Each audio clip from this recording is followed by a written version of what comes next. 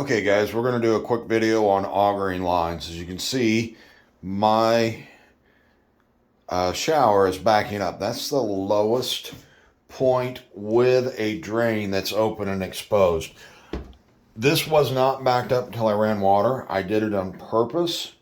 I like to see that the clog is there. I like to be able to identify and know where we're going. So if you don't have water backed up, it's going to be hard to know where you're going to need to auger at.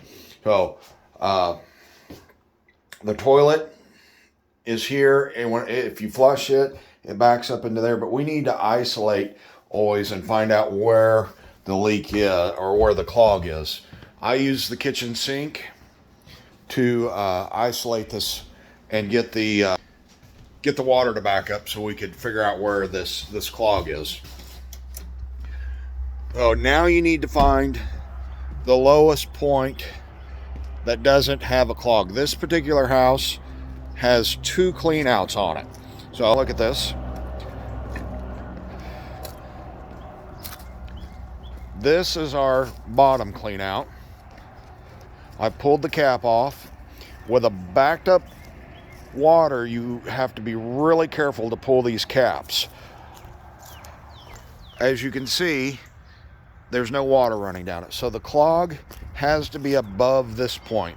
The lines run down. They run towards the house.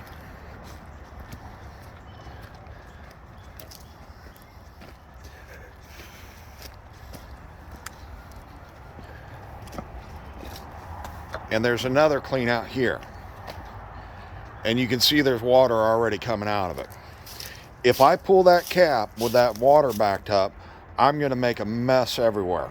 Being it's outside, I'm not too concerned about it. If this was in a basement, you couldn't pull that cap without sucking it down and draining it, or you'd have to slowly crack the cap, drain it into a bucket or into a shop vac, and then get the water level down.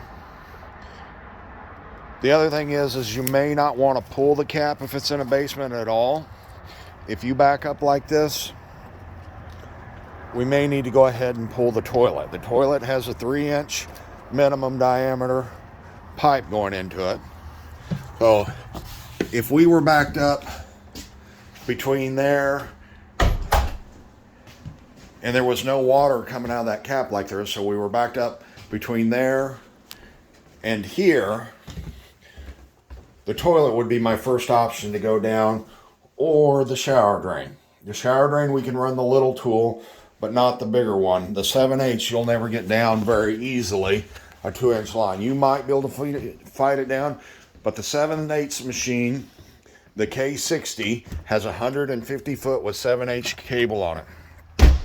It will clear up to 6-inch lines and drains, and it's perfect for that.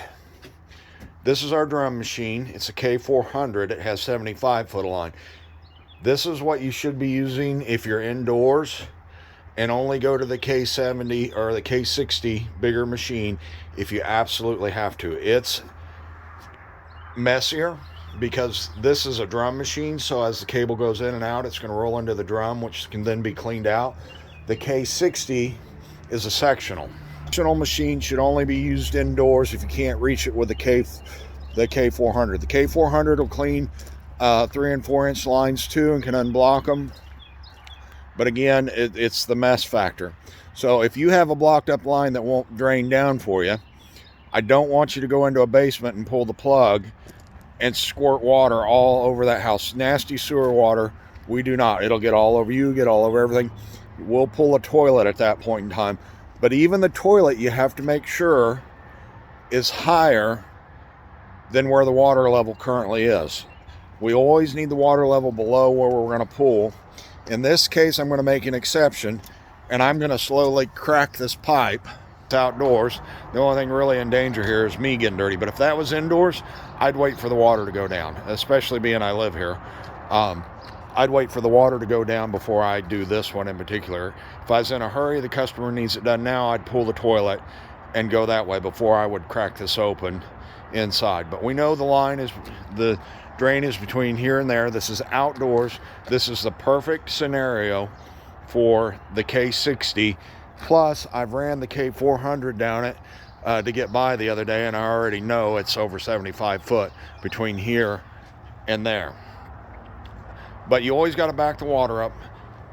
Find out where the blockage is. If I went to that one down there and augered down, I would not be getting any backups. This one, there's water standing there. You know for a fact the block is between there and there. Once I get done, I get augered out, the water goes down, it drains. I auger through till it's nice and smooth. At that point, I will then water for at least 10 minutes, which is way longer than what it took to back this up, and make sure we're flushing good. I will come to the outdoor cleanouts and I'll watch the water go down. So once I get this augered, the water goes down. I've augered through it a few times, sure I got the roots or toilet paper or wipes out, whatever I got to do. And then as I'm running water, I'll come to the lowest point, shine my flashlight if I need to, and verify that water is flowing through this. The other thing that's real in your augering is you need to put on latex gloves of some sort.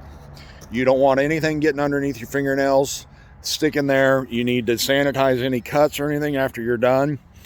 And then use leather gloves to hold the cable. Do not hold it with your bare hand.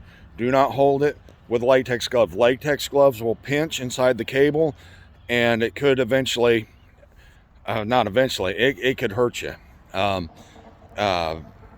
can cut off circulation, get you tangled up in it. You could lose a finger if you tangled up and couldn't pull away from it.